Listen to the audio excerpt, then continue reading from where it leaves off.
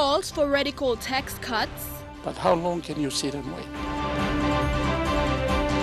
State and church partnership now under community development. And police operations ramp up across the country. This is National EMTV News with Helen Sayer. Good evening and thank you for joining me for Wednesday's news. Goroka MP Bira Kimisopa is calling on the government to introduce radical tax cuts as well as a 50% cut to Superfund contributions by employers and employees. Kimisopa says cuts to Superfund contributions will allow employers to recover from the pinch of hard economic times and allow employees to save money. Kimisopa, who was very vocal during the passing of the 2017 budget, says the government can't continue to be kind to the extractive industry and continue to tax other sectors. There are various interpretations of the state of the economy. One of the words the government uses is manageable, and this means debt levels are within legal limits. We have money to spend on important projects and revenue projections are within acceptable margins. Other commentators, meanwhile, argue that's not the case, that people are suffering, workers are being laid off, and the economy is actually shrinking. Goroka MP Bira Kimisopa, who argued quite strongly against how the 2017 budget was presented, believes the economy is shrinking with spending power of ordinary Papua New Guineans largely diminished. It's difficult, and the private sector is caught in a quagmire. On the one hand, you have government hardly leading in terms of the political narrative where the economy is going. So the private sector is sitting and waiting. But how long can you sit and wait? Kimisopa argues that drastic solutions need to be put in place. Tax cuts especially should be given priority, not just tax cuts to the mining and petroleum sectors, but to others as well. Also, he says employer and employee contributions to super funds should be slashed by 50% and kept at that rate for several years until the economy recovers. What government could have done, put a moratorium for the next 5 years and slash both contributions, employee and employer, by about 50%. 50% across the board. And I think the super funds will welcome that because they are very well highly cashed up. Their balance sheets are very strong. Again, the arguments differ depending on which side of the house you're on. While the 2017 budget will continue to be defended, what can't be denied is that the companies are having difficulty importing and workers are being laid off. Scott Waide, National EMTV News, Goroka. The Community Development, Youth and Religion Department is now the custodian of the State Church Partnership Program. The transfer was executed by the National Planning and Monitoring Department. Planning Minister Charles Abel, in today's handover takeover, said the transfer was viable because religion was a mandate for the Community Development Department. All policy documents and paperwork for the State Church Partnership Program have been transferred to the Community Development Department. This public investment program was implemented by the National Planning and Monitoring Department for an interim period. We ask, of course, humbly that we all comply with this policy and its tenets. We try and keep the implementation of public funds as focused as possible on outcomes and align as much as possible with the purpose, a government's purpose and intention.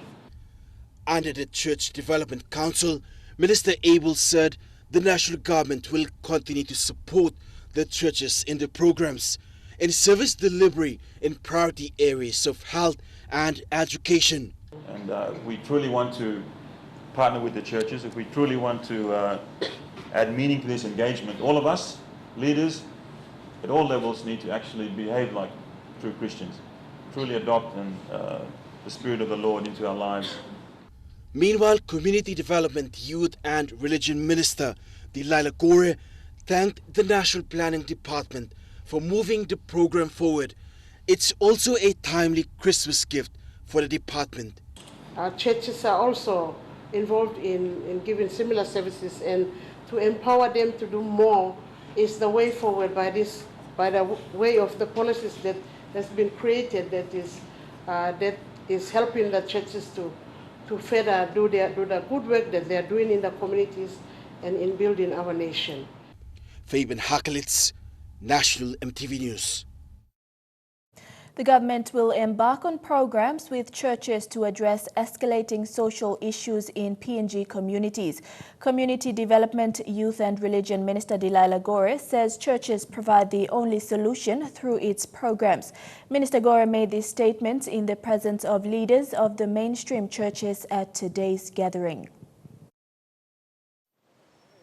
In recent weeks, social issues like gender-based violence, the use of illicit materials, abuse and sorcery-related killings have been the topics of discussion across the country. Today, Minister responsible for Community Development, Youth and Religion, Delilah Gore, said churches will be the solution to partner the government and address these chronic issues. I know churches are more respected. Churches live with the people. Churches are the strong people who drive most of these issues and address most of these very pressing issues that's affecting our country. Acknowledging the role churches have played in providing education and health services, Minister Gore says social issues will also be the focus. And those issues are violence against women and children.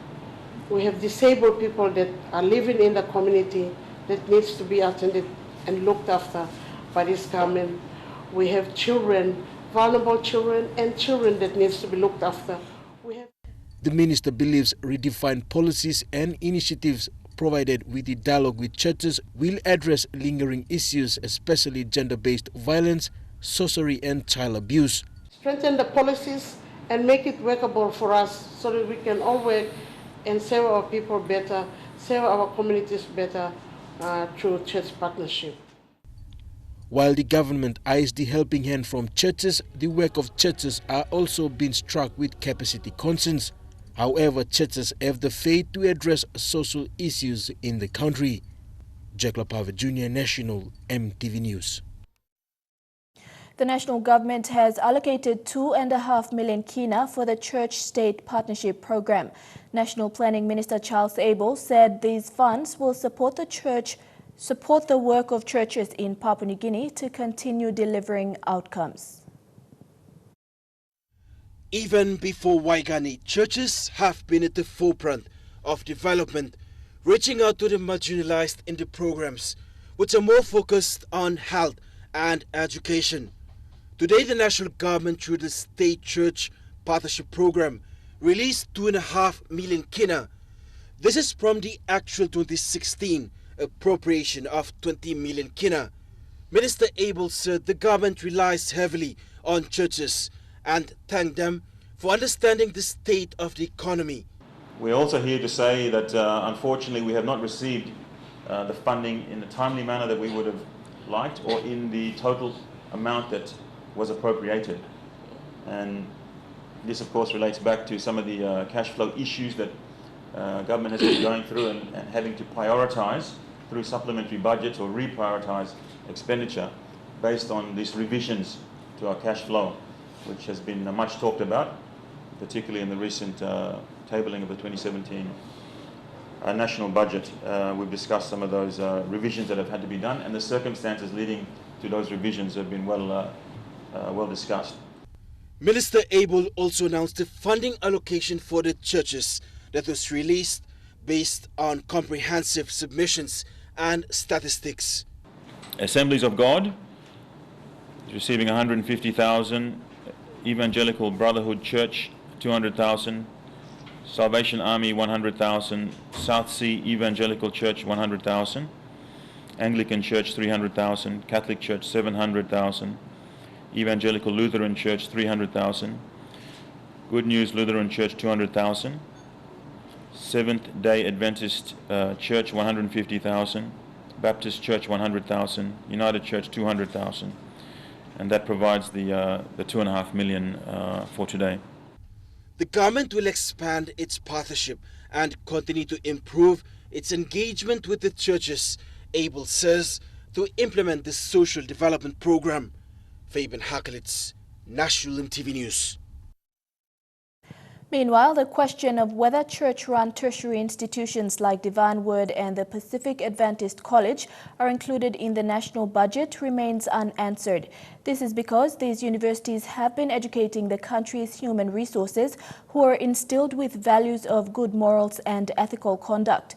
In 2013, at a gathering at Divine Word University in Madang, Prime Minister Peter O'Neill promised to include them in the budget. Today, National Planning Minister Charles Abel was questioned by EMTV on whether or not the arrangement would eventuate. Institutions like Divine Word and some of the other have also benefited through the development partnership funding, particularly, for example, the incentive fund. Divine Word has received a lot of funding through the incentive fund, and some of the other universities that have applied and met the criteria, access to that sort of funding as well. And then, of course, some of the TESAs and some of the allowances that are provided also go towards the students that attend, which then contribute towards the cost of running those institutions. So the funding has been forthcoming. Again, the intention is there. We always want to give more, but it's limited. So the government has been funding not only government institutions but church tertiary institutions as well through the development budget, and into 2017 and beyond, it is an intention to continue to do so. Lay MP Lujaya Koza says the national government needs to take the necessary steps to make revenue when the country is going through a downturn in the economy. It comes when the national government announced that the 2017 national budget is aimed at encouraging business and investment growth. Koza says SMEs must be developed and the 10-year grace period without tax for foreign investments must be cut down to 3 years. Bethany Herman with this report. Lay is feeling the pinch of the economic downturn. There have been unreported cases of employees being put off their jobs. Construction companies, PNG-made manufacturers and supporting services have all cut back on employees. Workers are getting laid off because businesses can't find a foreign currency to import and pay their bills. Positions have been made redundant and workers asked to stay home. And companies in Lay especially, those ones that have been here on the long haul for PNG-made products that they have been making, they are with our people. And they are very painfully and reluctantly releasing our people and putting them off, employment and telling them, wait, when the currency picks up, we'll take you back. Lay MP Lujaya Koza has called on the national government to make a series of changes to ensure that the economy makes money for the foreign reserves. She has called on the government to sell off expensive assets and cut back the 10-year grace period enjoyed by foreign companies on tax. Bring back our currency from offshore, onshore, and again, just 3 in 1 now, basically to build a foreign reserve. Okay, sell our assets, all right, relook at our national content policy now, cut back on this 10-year tax holiday and cut it down to 3-year tax holiday or 5-year tax holiday, or, let's be realistic. You have to make drastic changes in a downtime like this, and common sense prevail. People are not just going to pack up and run out of this country all of a sudden or whatever. They understand.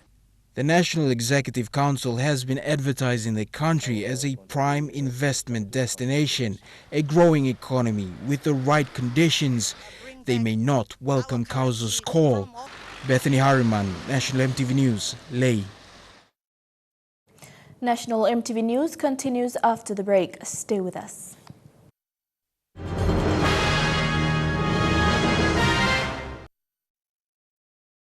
Welcome back to the news. The public safety members of Boroko Police Station staged its end-of-the-year parade this morning. Police Station Commander Senior Inspector Titus Baigao says the parade was to brief members of their ongoing Christmas and New Year operations and how they should approach the public during this festive season. The parade saw 46 police officers and laborers receive recognition for their outstanding service of this year. The parade took place this morning in front of the Boroko police station. The station has more than 100 members. However, this morning's parade saw the participation of 46 members. This includes arresting officers, footbeat, police prosecutor, and family and sexual violence unit. This was a first to have the NCD Metropolitan Superintendent Ben Turi as a guest speaker for the parade and conduct the inspections. It is also the second parade under Senior Inspector Titus Bayagao as station commander.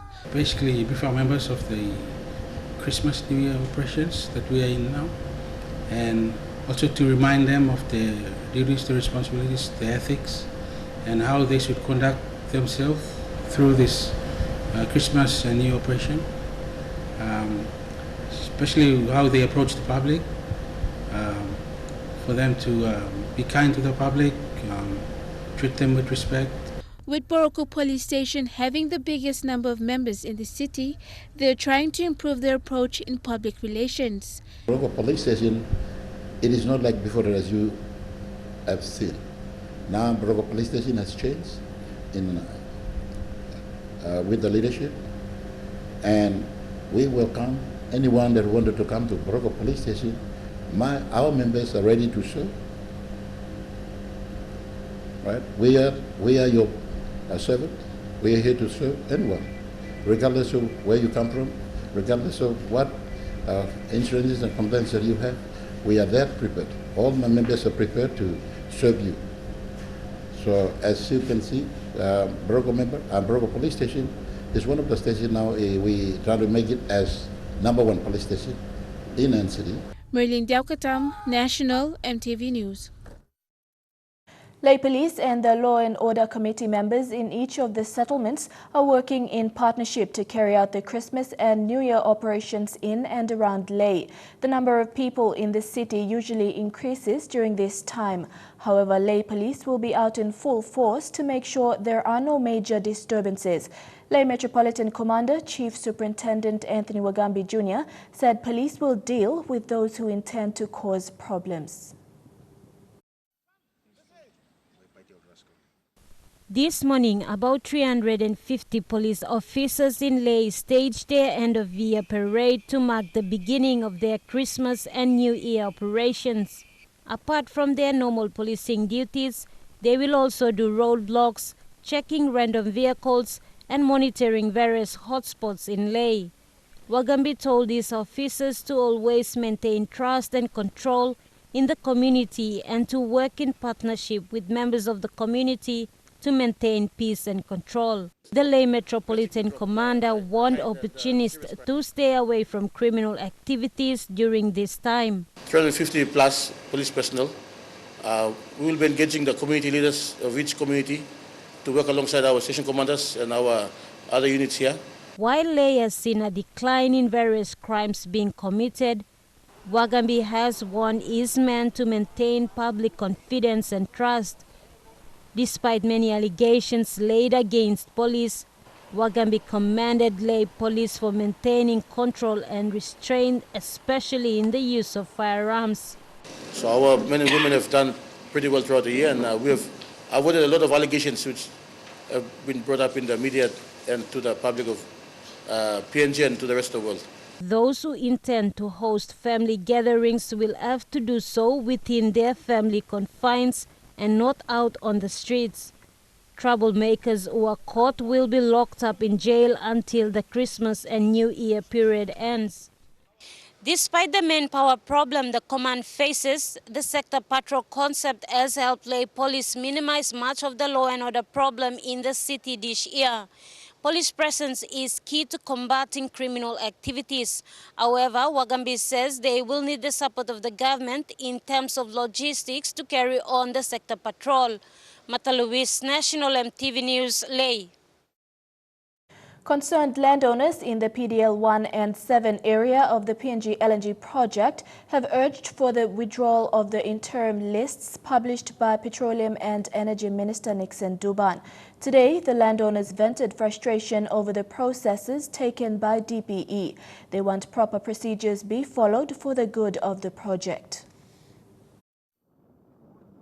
Following the hype behind the 4.27 Croton equity and other major concerns surrounding the PNG LNG project, the Petroleum and Energy Department appointed an interim working committee this week. Today, concerned landowners in PDL 1 and 7 expressed disappointment in the processes taken by DPE. Provincial government must have, leaders must have, PDL 7 must have, 7 to 7 must have, now even by working. This like one by individual man. This like family business. I would like to ask the minister to invite the chiefs, the proper landowner leaders from PDL 1 and 7 to come and appoint these committees to work with the Communal Petroleum Holdings and the MRTC manage their equity for the landowners. Yesterday, the list was published in one of the dailies. The concerned landowners told MTV News the clan vetting process is still outstanding and claimed those listed were unpicked. I'm appealing to Minister for Petroleum Energy to withdraw his statement or consult us before he make a final means of determination for his clan vetting and declare the interim landowner leadership of the HPL 1. And not handpicked on the street. And this is our strongest stand. In the strongest possible term, we wish to ask the minister, go through the media, apologize to us publicly. The outspoken landowners say no proper consultation was done by the department. They want the interim committee be dismissed and a meeting held with DPE. Libe, you make him, you know, more or get the landowners, law hiwa, tuguba, or sambla mirror. Leaders me too, me no sabe too. You must withdraw all this something you've been making. You may altogether must work him clan betting past them na before you may work him mas long one representative long one feel areas interim committee long Croton equity or reality or whatever. They have also called on the 3 MPs of Hela to work with the landowners for the good of the project and benefit of resource owners. Jack Lapava Jr. National MTV News. Australian High Commissioner Bruce Davis today announced PNG's Australia Award Scholarship Alison Sudrajit Prize recipients. Mr. Davis said Rulin Ketawa and Stanley Raka have demonstrated true leadership qualities through their commitment to improving workplace systems and processes. Ms. Ketawa from the autonomous region of Bougainville works with the Department of Health in her home province and will be pursuing a double-degree program, the Master of Public Health and Master of Business Administration at James Cook University. Mr. Raka from Central Province works with the Law and Justice Sector Secretariat in the nation's capital. He will be pursuing a Master of Public Policy at the Australian National University. Each year, 6 outstanding Australia Award Scholarship recipients, 4 from Indonesia and 2 from PNG, are awarded the Alison Sudrajit Prize. This prize is given in memory of Alison Sudrajit, a truly exceptional Australian public servant. Chairman of the Eastern Highlands Beef Farmers Association has called on the government to channel more money to expand Papua New Guinea's honey industry. Jonah Booker pointed out that while climate change and pests were impacting the lucrative industry, farmers continue to be burdened with high costs and lack of government funding support. Booker says Papua New Guinea can meet portion of the global honey demand of 200 tons a year. Bee farming was introduced to the Eastern Highlands 40 years ago with assistance from the New Zealand government. Over the years, the industry suffered as the main honey buyers shut down their businesses. But small-scale honey production has survived 4 decades on. The Eastern Highlands has been a honey capital of sorts, having an association that manages the affairs of bee farmers and provides representation between the government and private sector. Association Chairman Jonah Booker says the industry is struggling with very little support. The only consistent help it has received over 15 years has come from a small team of agriculture officers in Goroka. Work kirap big club because lo efforts blogol. Basically, workman mi blagat, technical man mi blagat. Tasol money blow running this work extension direct funding mi plus supporting one funding blanket inside law all regular operational funds now only work extension but all farmer also only like making this work so work lo kirapka mi het lo mi work lo penyet all kata dokumen gaman tokia farmers all meeting finish na inovatim halbim ikam lo officers na all officers by holim lesra halbim na halbim lo farmer lo tamblo na all kata kanken mani kam tok lo newspaper radio na mi tok iona or mani na brahim tok atin almost lustin tino mipla. The honey industry is small compared to others in the Eastern Highlands. It is dwarfed by coffee and food production that comes out of the province. However, the potential revenue could easily outpace that of coffee if adequate support and attention is given to the industry. On average, local buyers are willing to pay anything between 12 and 20 kina per kilo of honey. Even without overseas exports, the local production can't keep up with the demand within Goroka town itself. Stephen Rere, who buys and packages honey under his own label, says he can't adequately supply 50 cartons a week as requested by a supermarket chain. At the supermarket price now, Goroka, 21 kina for 595 grams, which is half a kilo. As farmers continue to face challenges, government attention remains largely focused on the extractive industry and the returns it brings. As representatives from various sectors call for diversification of the economy, the lucrative honey industry that can provide income to hundreds of people remains underdeveloped. Scott Waide, National EMTV News, Goroka. The wife of Sir Polias Matane, Lady Kaludia, has died. The staff and board of Transparency International PNG, or TIPNG, have offered their condolences following news of her passing. Chairman of TIPNG, Lawrence, said Lady Kaludia and former Governor General Sir Polias Matane have been long-term supporters of Transparency International. He described Lady Kaludia as a woman who served PNG at home and abroad with dignity and love. Sir Polias Matane has been the patron for the first 3 Sir Anthony Siaguru walks against corruption, which are organized by TIPNG. At the time of her passing, Lady Kaludia was a financial member of TIPNG. And now looking at our finance news, the kina closed unchanged at $0.3150 in the interbank markets. At Bank South Pacific, your kina was buying $0.3075, $0.4209 Australian dollars, $0.2934 euro, and 35.96 Japanese yen. Looking at commodity prices at New York close, gold closed higher, coffee, cocoa, and copra closed the day lower. Crude oil and copper closed higher, while palm oil closed the day unchanged. And on the stock market, the Dow Jones closed at 91.56 points higher. The ASX is trading at 22.4 points higher, and the All Ordinaries is trading at 22.03 points higher. National EMTV News continues after the break. Stay tuned.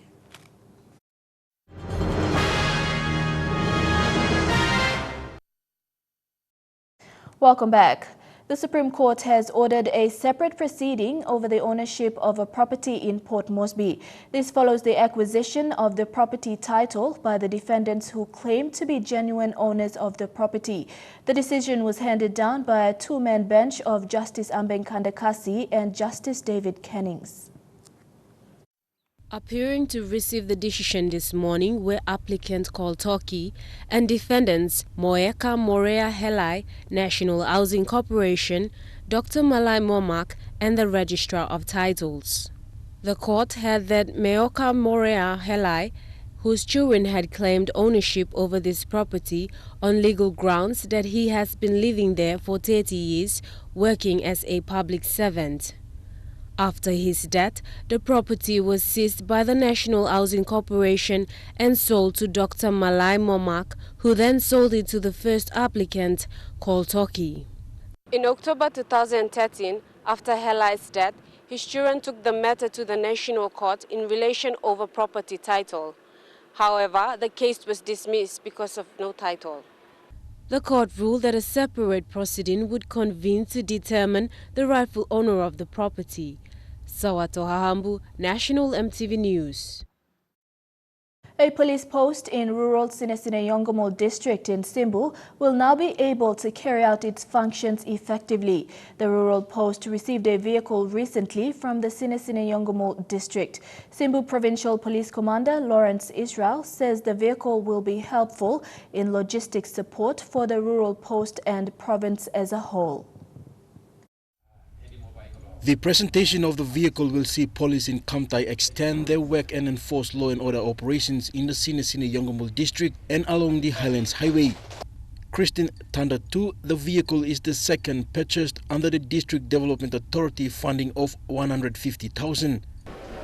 Working on area of community mobility. This plan, like I'm also talking member helping me along. Improving mobility along population being low, SSY in Simbu province.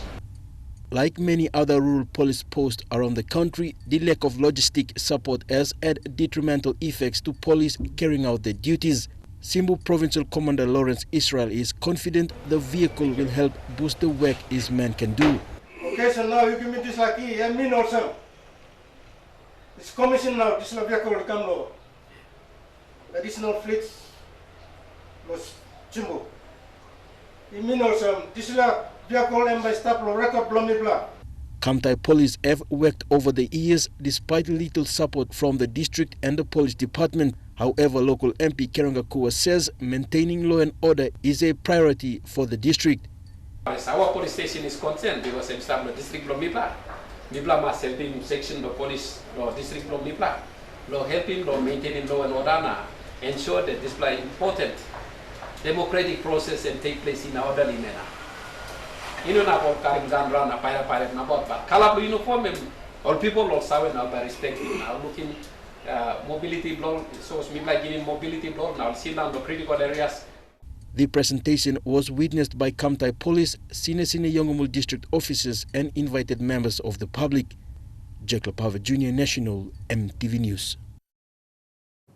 A Papua New Guinean who owns a newly constructed building complex next to Lace Kamkumong Market has called on the government to support SMEs. Western Highlands entrepreneur Tommy Kara says in this current economic climate, all levels of government must support local business growth. Bethany Herman with this report. In Ley, Kamkumong is known for all the wrong reasons, drugs, homebrew and marijuana. But there is change happening slowly. There are businesses operating in the area.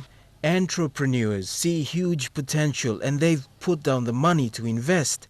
Tommy Kara is one of them. So when I put up this building, these people were thinking, the local people around here, they were thinking that this building is done by a nation, built by a nation. Because all the Asians were going in and out to rent this place. Kara has opened a 2 million kina building complex along the main road. He says the challenge has been competition from shops owned by expatriates. So when I'm selling my stuff here, the next storekeeper comes here and gets my price, and then they do a comparison there, and then they're leveling it up or bringing another 50 down. So they're killing me. So what am I going to do? And then my own local people, they're not coming to buy in my store. They're going to the Asian store. There has been a lot of talks about the national government's small to medium enterprise policy, where Papua New Guineans should own and operate their own businesses. Papua New Guinean businesses need the incubation space to grow.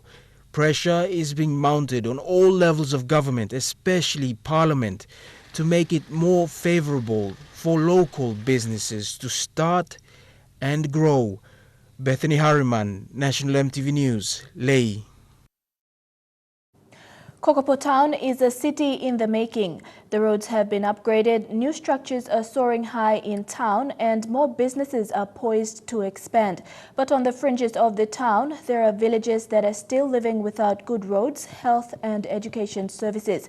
At a small gathering today at Tokua, a new road was finally opened after almost 30 years, initiated by locals who say they are tired of waiting for the government to come.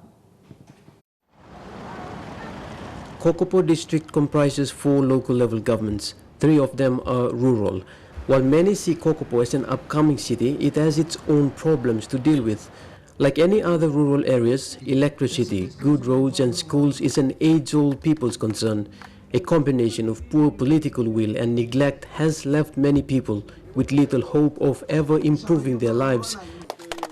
Today, at a small gathering at Tokua on the outskirts of Kokopo town, the people launched a new 9-kilometer ring road that they initiated themselves. Let's play stop inside lo commission city na stop to town now. Na mi play no like stop outside or say mi play sabe look ta solo no sa kamar. The ring road is considered a basic necessity for the 5,000 plus people of Malakuna, Tamale Bay, Kabakap and Tokua. New road infrastructures means electricity, water and access to the markets. People like him development where we have been neglected for 40 years. In an attempt to quell the discontents amongst the people in this rural LLG, local businessman Bernard Uriab partnered with the provincial government through the public-private partnership concept to deliver what the people considered as necessary. Now we got big planting thing la road because all people blum population go down. We look mole no ga way longo lock town. Even me plus sabara lo toko airport na ko portu. But this la road ya kare buru na baras la road. Slubi po ya. The East Nubitan governor, Araminto Bining Jr. says while Kokopo town slowly grows into a city, he wants the people to change their lives and grow with it. Privilege and honor for the people here and the surrounding villages, and of course not only the people of Bitapaka but and Kokopo district, but the entire province of New Britain. Edwin Fidelis, National EMTV News, Kokopo. There are one too many road puddles within the heart of Medang town's commercial space, and the public is disgusted. The road cracks that were once potholes are now puddles, screaming for attention. Rachel Shise reports. From potholes to puddles and mini pools, right in the heart of Medang town's commercial space, it is an eyesore, and the public is not pleased. Now you look at Medang town, inside Medang town street.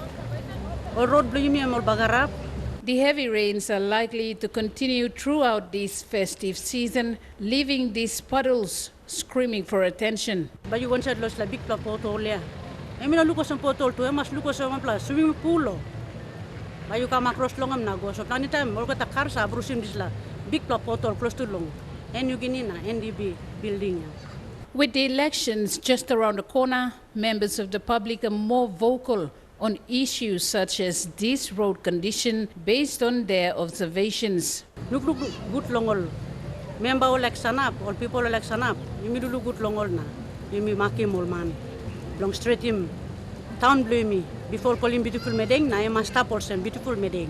In a recent interview with the Medang Governor Jim Cass said he is fully aware of the people's concerns about these road conditions and that his government will be prioritizing in that area next year. Rachel Shise, National EMTV News, Medang. Chukai Sport is next. Kumals improve on their rankings, and national men's football coach Fleming Seretslev says there is lack of support for the code. Those stories and more after the break. Stay with us.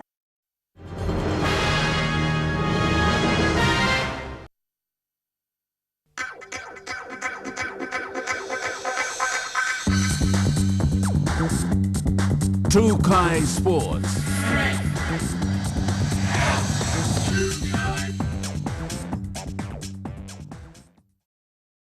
Welcome to Chukai Sports. Papua New Guinea will take advantage of improved development pathways and hosting World Cup matches to re-emerge as a force on the international rugby league scene.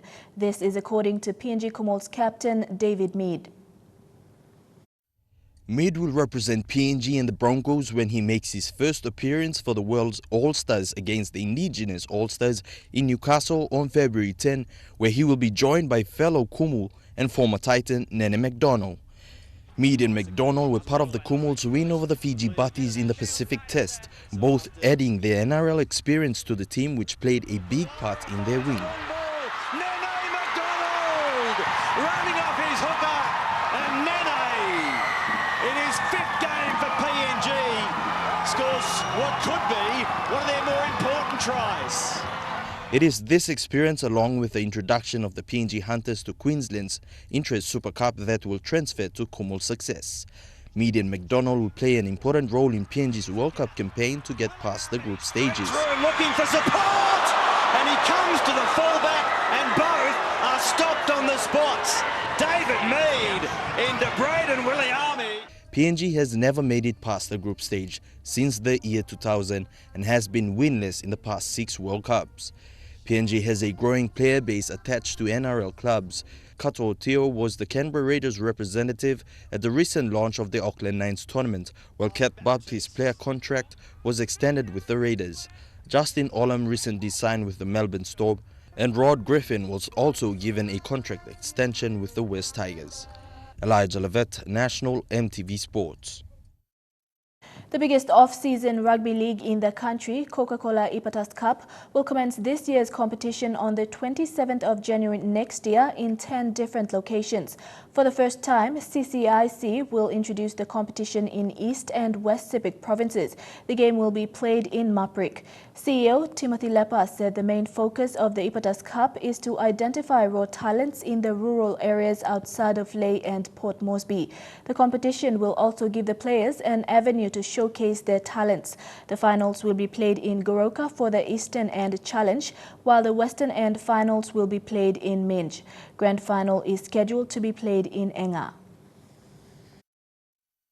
On behalf of the patron and, thank you to the treasurer, we will officially announce that this year we will also launch the women's competition.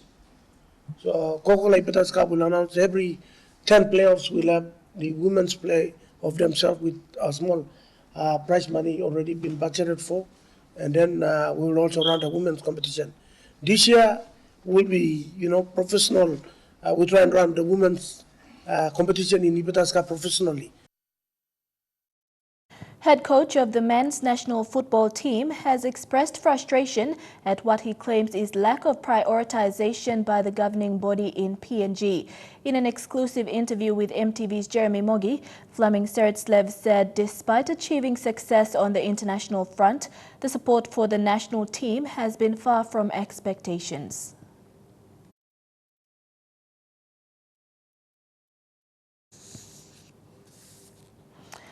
PNG Netball Federation President Julian Leka Maliaki said a healthy community can only be achieved if everyone stays fit. PNG Netball now stands firm on its vision to make the code inclusive regardless of gender and to be more family-oriented. This comes after Leka Maliaki observed several netball matches in the Central Province villages, including Galomarubu in the Rigo district.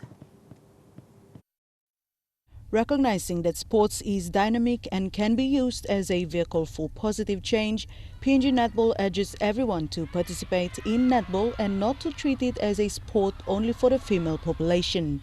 President Julian Leka Maliaki says while people use netball as an avenue to develop, young women and girls on the other hand may have opportunities to venture into mainstream netball.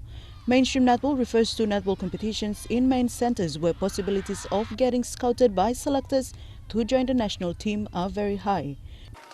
And you can be a Pepe, okay? You can one day, some of you young girls can make it into the national team, okay? But it starts here, and this is where all the hard work must begin. She also recognizes that rural-based competitions will need proper umpiring and coaching trainings in order to carry out an actual competition. And the president added the Netball Federation has the likes of Alu Ravusiro and others who are accredited umpires and coaches. She urged all rural-based competitions to come forward to the federation if ever they need assistance with coaching and umpiring clinics. Sports can transform the world. We have seen it in so many countries. So we want to inspire all of you that despite the challenges that we have, we need to stay together and we need to be healthy and play together. With communities who are still on the fence about how far netball will take them, Leka Maliaki says everything starts at the local level and no group is too small for a netball match. Dean Rose Raiko, National EMTV Sports. And to our previous story, head coach of the men's national football team has expressed frustration at what he claims is lack of prioritization by the governing body in PNG. In an exclusive interview with EMTV's Jeremy Mogi, Fleming Sertslev said despite achieving success on the international front, the support for the national team has been far from expectations. After the successful hosting of the OFC Nations Cup in May, culminating in a first-time final appearance against New Zealand, Papua New Guinean football has never seen a period as such. And Raymond Ginemba with his third goal of the competition. Despite all of this, head coach for the PNG men's national football team, Fleming Sertslev, feels that in some cases the treatment of his players prior to reaching their toughest challenge yet has been unfair to say the least. It actually started with our first friendly games in Solomon Islands, the first game we had when I was in charge. The unavailability of players for valuable training camps and lack of funds for travel are another concern, especially with World Cup qualification in 3 months' time. And then we should actually go to South Korea, but somehow we were not able to make this trip officially because we didn't have visas to go there. If it's the true reason for this, I actually don't know. Against Malaysia and Iran, Papua New Guinea would face quality opposition as they look to improve on their international standing. But after having arrived in Singapore and having no further tickets to travel to Kuala Lumpur, Malaysia, Sertslev says that if it wasn't for the efforts of individuals rather than the PNG Football Association, the national team would have faced an embarrassing situation. When we left for Malaysia, we should go via Singapore. When we came to Singapore, there were actually no further transportation. We only had tickets for Singapore. So it showed up that actually the doctor and I, we had to buy return tickets for the whole squad from Singapore to Malaysia. Otherwise, we would have been sitting or maybe having a night or two at the airport in Singapore. Sertslev's revelations cap off what has been a challenging year for the PNG Football Association. And with uncertainty over the actual start of next year's National Soccer League, as well as the organization's current lack of leadership at the moment, this will only highlight the desperate need for a more professional approach to PNG football and the direction needed to move forward. Jeremy Mogi, National EMTV Sports. Trukai Sports continues after the break. Don't go away.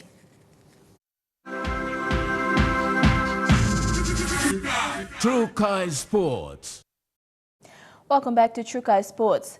PNG Under-18 men's national basketball team won one of their two matches, splitting the win against Cairns Marlins Under-18 representative side on Sunday, defeating Cairns 80-62. But the visitors were outclassed in the second match by Cairns 99-58 yesterday. Head coach of the PNG Under-18 men's team, Joel Kalu, said the competition proved to be a valuable learning experience for the youngsters, as the tour was all about creating opportunities for the players to get international exposure.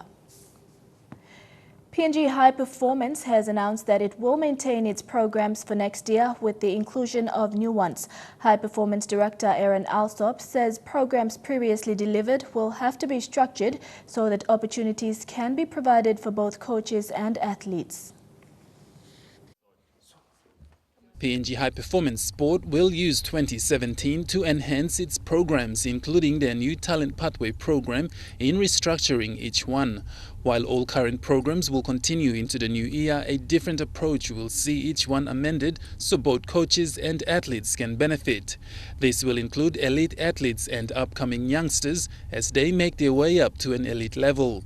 A new direction will also be provided for coaches on how they can approach each program, as well as dealing with athletes in their respective codes. The High Performance Talent Pathway program, that's already in the spotlight and gaining popularity, will provide opportunity to young talents in the communities to develop them into their scholarship programs. The tiered programs will have a systematic approach with a crucial level of difference when it comes to providing services to both coaches and athletes. Hence, courses for both parties and Community Sports Initiative will continue while taking a different level of approach. Director Aaron Alsop said all programs will be enhanced to strengthen participation at regional and international events. These events include the Mini Pacific Games, Oceania Championships, Pacific Games, World University Games, Asian Indoor Games, the Commonwealth Games and the Olympic Games. Other programs facilitated by the PNG High Performance Sport are school sports days and engagements of interested institutions. Alsop said providing help and support to coaches and athletes in getting them to do what they love is something the high performance team will continue to develop. Godwin Aki, National EMTV Sports. And that ends Chukai Sports. The weather details for the next 24 hours when we come back. Chukai Sports.